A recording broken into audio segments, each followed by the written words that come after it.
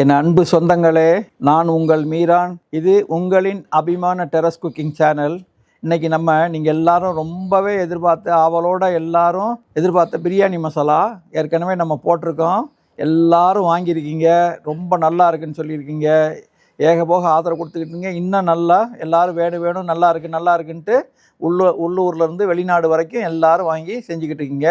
அந்த பிரியாணி மசாலா சின்னமாக கொஞ்சமாக அளவில் கம்மியாக நீங்களே செய்கிறதுக்கு என்ன முறை அப்படிங்கிறத இன்றைக்கி நான் சொல்ல போகிறேன்.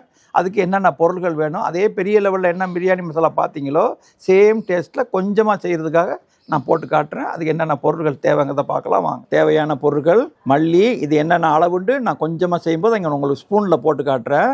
கிராம்லையும் சொல்கிறேன், ஸ்பூன்லையும் போட்டு காட்டுறேன். மல்லி, பச்சை ஏலக்காய், கருப்பு ஏலக்காய், பட்டை, சுருள் பட்டை, கிராம்பு, ஸ்டார் பூ, கல்பாசி, மிளகு, ஜீரகம், சோம்பு.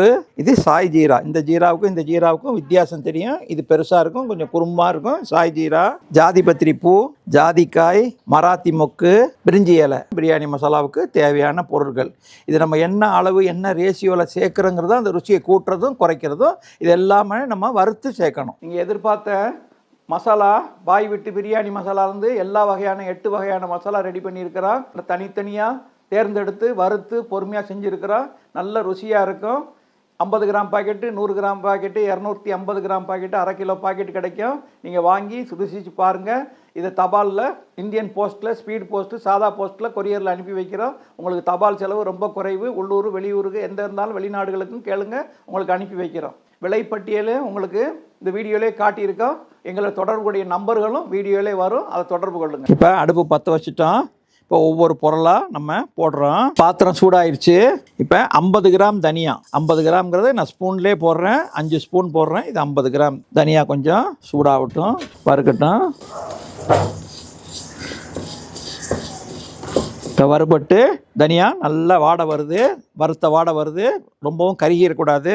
அடுத்து இது பாருங்கள், இதில் பச்சை ஏலக்காய் இந்த ஸ்பூனில் ஒரே ஒரு ஸ்பூன் பாருங்கள், சின்ன ஸ்பூனில் ஒரு ஸ்பூன். இது இடையில பார்த்தீங்கன்னா ஒரு 20 கிராம் இருக்கும். 20 கிராம், 10 கிராம் இல்லை 20 கிராம் இருக்கும். அதேமாதிரி கருப்பு ஏலக்காய், அது 20 கிராம் போட்டோம். இது 10 கிராம் போடுறோம். கருப்பு ஏலக்காய் 10 கிராம் பாருங்கள், அதில் பாதி கருப்பு ஏலக்காய் போட்டு பாருங்கள். பட்டை ரொம்ப போடாதீங்க.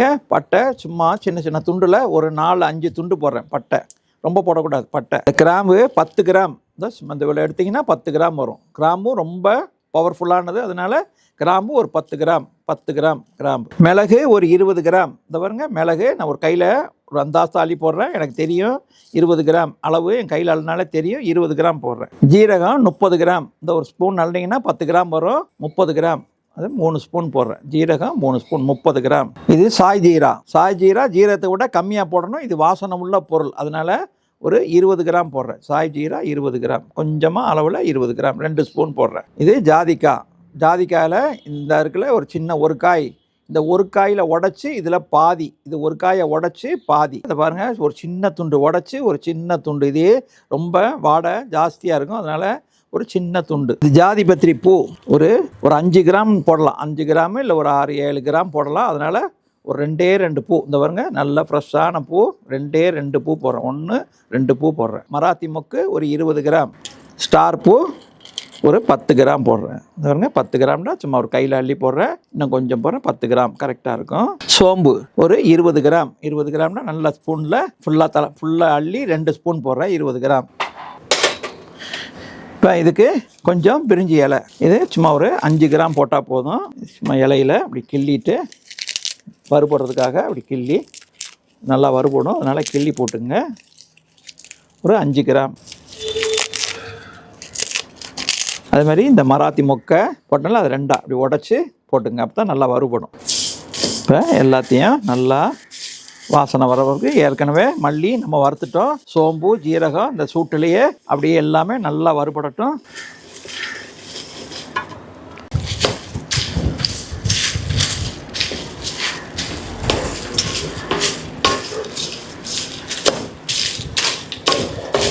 இப்போ எல்லாம் வறுபட்டுருச்சு பாருங்கள். இந்த பிரிஞ்சி இலையெல்லாம் எடுத்து இப்படி நொறுக்கணும்னா பவுடராக அப்படியே நொறுங்கிடும்.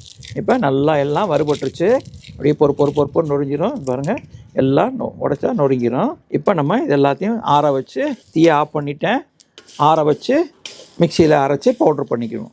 பவர் பண்ணி ஒரு ஸ்டோரேஜ் கண்டெய்னரில் பத்திரமா வச்சுக்கிட்டிங்கன்னா இது எப்படி போட்டு எப்படி பிரியாணிக்கு போடணும் அப்படின்னு கேட்டிங்கன்னா 1 கிலோ அரிசிக்கு ஒரே ஒரு ஸ்பூன் இந்த ஸ்பூனில் ஒரே ஒரு ஸ்பூன் மசாலா போட்டால் போதும். 1 கிலோ அரிசி 1 கிலோ சிக்கன் போட்டால் பிரியாணிக்கு இந்த ஒரே ஒரு ஸ்பூன் போட்டால் போதும். இந்த பிரியாணி மசாலா எப்படி யூஸ் பண்ணுறதுன்னு நிறைய பேர் கேட்குறீங்க. இப்போ நான் பிரியாணி செய்முறையில் அப்படின்னு நான் ரொம்ப ஷார்ட்டாக சொல்லிக்கிட்டே வரேன். அப்போ எப்போ பிரியாணி மசாலா சேர்க்குறது இந்த இடத்துல சொல்கிறேன். சட்டியை காய வைக்கணும். 1 கிலோ ரைஸுக்கு 1 கிலோ சிக்கனுக்கு நான் சொல்கிறேன். சட்டி காய வச்சு 1 கிலோவுக்கு 200 எண்ணெய் ஊற்றுறோம். எண்ணெய் காஞ்சவுடனே பட்டை, லவங்கம், கிராம்பு, ஏலக்காய், ஜாதி பத்திரி எதுவுமே நம்ம போடக்கூடாது. அப்படியே விட்டுட்டு டைரெக்டாக 250 கிராம் வெங்காயம் போடுறோம். நறுக்கின வெங்காயம் பொன்னிறமாக வதங்கின உடனே 100 கிராம் பூண்டு போடுறோம். பூண்டு விழுது வாசனை வந்த உடனே 100 கிராம் இஞ்சி விழுது போடுறோம். இஞ்சி விழுது வாசனை வந்த உடனே இப்போ தக்காளி 1 கிலோவுக்கு 250 கிராம் தக்காளி போடுவோம். தக்காளி நல்லா வதங்கி வந்த உடனே இப்போ அந்த தக்காளி வதங்குற ஸ்டேஜில் பிரியாணி மசாலா 1 கிலோவுக்கு 1 ஸ்பூன். இந்த ஸ்பூனில் ஒரே ஒரு ஸ்பூன் பிரியாணி மசாலா போட்டு தக்காளி போட்டோடனே வதக்கிடுவோம். இப்போ கலர் வரணுமா இருந்தால் இஞ்சி பூண்டு போட்ட உடனே நீங்கள் மிளகாத்தூளை 1 கிலோவுக்கு 10 கிராம் மிளகாத்தூள், அது காஷ்மீர் மிளகாத்தூளாக இருந்தால் இன்னும் நல்லாயிருக்கும். அந்த காஷ்மீர் மிளகாத்தூள் 10 கிராமும் சாதா மிளகாத்தூள் 5 கிராமும் சேர்த்து 15 கிராம். சாதா மிளகாத்தூள் 5 கிராம், காஷ்மீர் மிளகாத்தூள் 10 கிராம். இது ரெண்டையும் அந்த எண்ணெயிலே அந்த வெங்காயத்தோடு வதக்கிட்டிங்கன்னா கலர் கொடுக்கும். அப்படி இல்லை தக்காளியை பிடிக்கும் அப்படின்னு நினச்சா தக்காளியை போட்டுட்டு பிரியாணி மசாலா போட்டுட்டு 15 கிராம் 5 கிராம் சாதா மிளகாத்தூள் 10 கிராம் காஷ்மீர் மிளகாத்தூள் போட்டு நல்லா கிண்டிட்டு இப்போ இதுக்கு மேலே தக்காளி, புதினா, கொத்தமல்லி, பச்சை மிளகா எல்லாம் ஒரு கைப்பிடி போடுங்க. பச்சை மிளகா ஒரு 3 நாள் போடுங்க. 1 கிலோவுக்கு போதும்.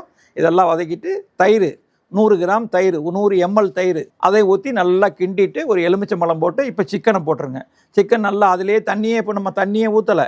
மசாலா அடி பிடிச்சா மட்டும்தான் தண்ணி ஊற்றணும். இப்போ தண்ணியே ஊற்றக்கூடாது.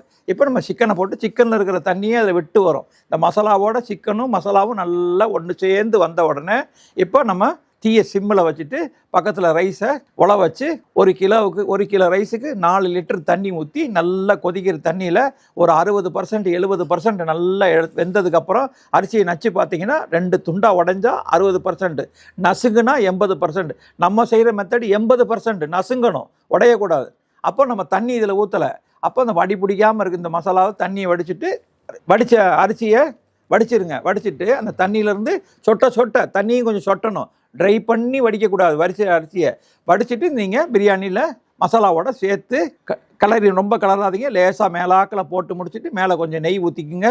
நெய் ஊற்றிட்டு கீழே ஒரு தோசை தவா வச்சுக்குங்க. மேலே சட்டி வச்சுக்குங்க. முதல்ல ஹை ஃப்ளேமில் 5 நிமிஷம் 6 நிமிஷம் அதிகபட்சம் உடனே தீயை சிம்மில் ஆக்கிடுங்க. மேலே தம்முக்கு போகிறதெல்லாம் மூடிட்டு 15 நிமிஷம் சிம்மில் வைங்க. அதுக்கப்புறமா தீயை ஆஃப் பண்ணிடுங்க. 10 நிமிஷம் ரெஸ்ட்டு கொடுங்க. இப்போ அழகான அருமையான பிரியாணி ரெடி ஆகிடுச்சு. இப்போ இந்த நம்ம வறுத்தம் பார்த்தீங்களா, இது எல்லாம் நல்லா ஆறிடுச்சு. இப்போ மிக்சியில் பவுடராக அரைச்சிக்குவோம். நைஸாக அரைக்கணும். இப்போ நம்ம பிரியாணி மசாலா வறுத்து ஆற வச்சு அரைச்சாச்சு. இது பாருங்கள் அருமையான வாசனை, கமன்னு பிரியாணி வாசனை அருமையாக இருக்குது. இதே மாதிரி இதை ஒரு ஏர் டைட் கண்டெய்னரில் போட்டு வச்சுங்க. இது தாராளமாக 1 மாதம் 1.5 மாதம் 2 மாதத்துக்கு கூட ஒரு சாதாரண ஒரு குடும்பத்துக்கு 2 மாதத்துக்கு மேலே வரும். அது மாதிரி நீங்களே அரைச்சி நீங்களே செஞ்சு வச்சுக்கலாம். இந்த பிரியாணி மசாலா நம்ம பெரிய லெவலில் எல்லாரும் இது எனக்கு சரியாக வரலன்றீங்க. அது நம்ம ரேஷியோ பிரகாரம் தரமான காஸ்ட்லியான பொருள்லாம் சொல்கிறாங்க பாருங்கள். ஏலக்காய், கிராம்பு, ஜாதி பத்திரி, ஜாதிக்காய் எல்லாம் தரமானதாக வாங்கி எதுலேயுமே நான் காம்ப்ரமைஸ் ஆக மாட்டேன் கம்மி விலைக்குன்ட்டு. நல்லா ஹை லெவல் விலைக்கு நல்ல பொருளாக வாங்கி அதை வறுத்து நம்ம பிரியாணி மசாலா செஞ்சு விற்பனைக்கு கொடுத்துருக்குறோம். பாய் வீட்டு பிரியாணி மசாலா எல்லாருக்கும் தெரியும். நீங்களும் ஆதரவு கொடுக்குறீங்க. இந்த வீடியோவில் அட்வர்டைஸ்மெண்ட்லேயும் வரும், எங்கள் நம்பர்கள்லாம் வரும். அதில் எல்லா 16 வகையான மசாலா போட்டிருக்கோம். அது லிஸ்ட்டு உங்களுக்கு கீழே வரும். பார்த்துக்குங்க. உங்களுக்கு என்னென்ன மசாலா தேவைங்கிறத நீங்கள் வாட்ஸ்அப்பில் ஆர்டர் கொடுக்கலாம். அதிலே ஜிபே நம்பர் இருக்கும். நீங்கள் பார்த்து அதிலே ஜிபே பண்ணிக்கலாம். ஏதாவது டவுட் இருந்தால் எங்களுக்கு வாட்ஸ்அப்பில் கேட்கலாம். ஃபோன் நம்பர் இருக்குது, ஃபோன்லேயும் பேசிக்கோங்க. இந்த வீடியோ பிடிச்சிருந்தா லைக் பண்ணுங்கள், உங்கள் சொந்த பந்தங்களுக்கு ஷேர் பண்ணுங்கள். எங்களை ஆதரிக்க வண்ணம் சப்ஸ்கிரைப் பண்ணுங்கள், பெல் பட்டனை கிளிக் பண்ணுங்கள். இறைவன் நாடினால் அடுத்த வீடியோவில் உங்களை சந்திக்கும் வரை உங்கள் அன்பு மீரான்.